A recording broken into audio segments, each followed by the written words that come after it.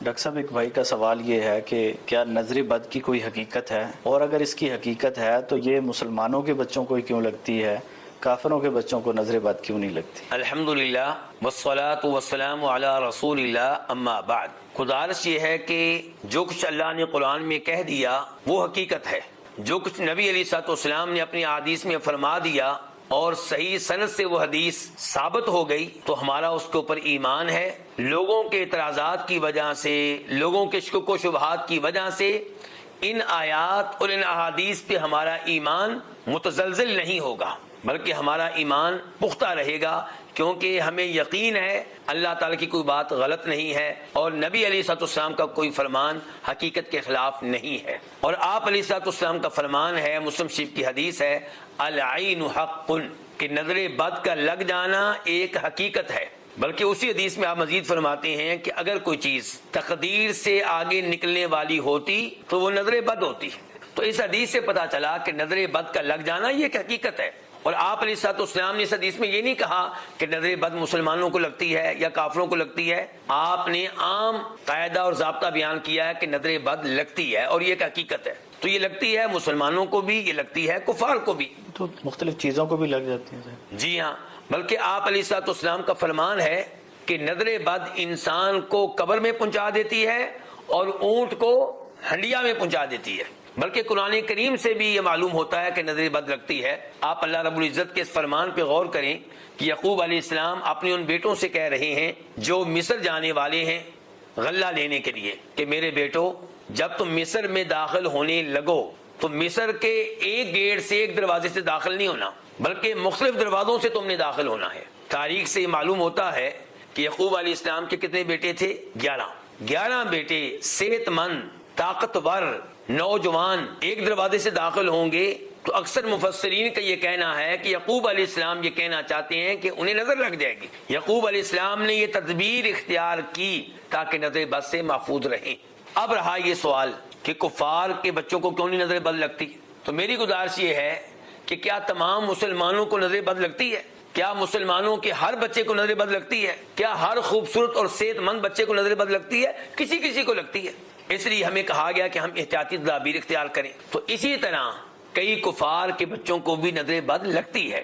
کیا ہم دیکھتے نہیں کہ کئی کفار خودکشی کرتے ہیں، کئی کفار بہت ہی پریشان رہتے ہیں، ٹینشنوں میں مبتلا رہتے ہیں؟ ممکن ہے کہ ان میں سے کئی ایک ایسے ہوں جو نظر بد میں مبتلا ہوں، جو نظر بد کے مریض ہوں، لیکن چونکہ وہ شریعت پہ عمل کرنے والے نہیں ہیں، انہیں احساس ہی نہیں کہ وہ کس مرض میں مبتلا ہے۔ ہمیں تو اللہ کا شکر ادا کرنا چاہیے کہ ہمیں ہمارے نبی علیہ الصلوۃ والسلام نے بتا دیا کہ نظر بد کا لگ جانا حقیقت ہے، اور یہ بھی بتا دیا کہ ہمیں کیسے اس سے بچنا ہے، یہ بھی بتا دیا کہ کیسے ہم نے اس کا علاج کرنا ہے۔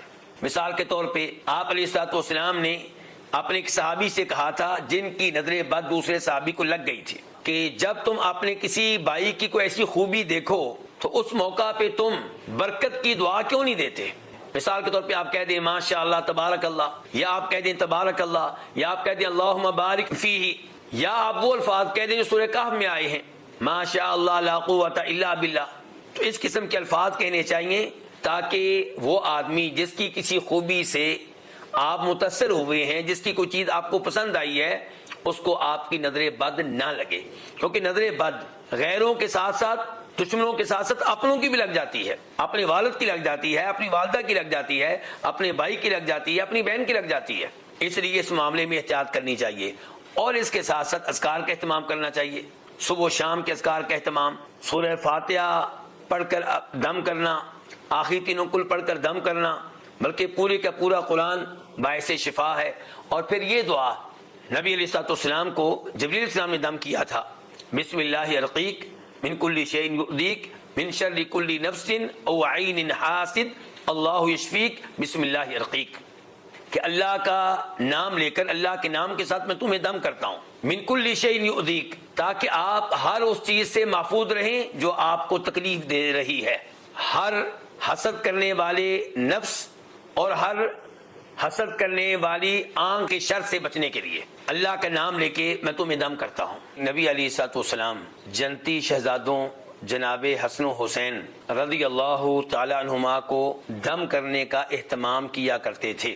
اعوذ بکلمات اللہ تامہ من کل شیطان وہامہ ومن کل عین لامہ، کہ میں پناہ طلب کرتا ہوں اللہ کے کامل کلمات کے ساتھ ہر شیطان سے بچنے کے لیے، اور ہر زہریلے جانور سے بچنے کے لیے، اور ہر نقصان پہنچانے والی آنکھ سے بچنے کے لیے، ہر نظر بد سے بچنے کے لیے۔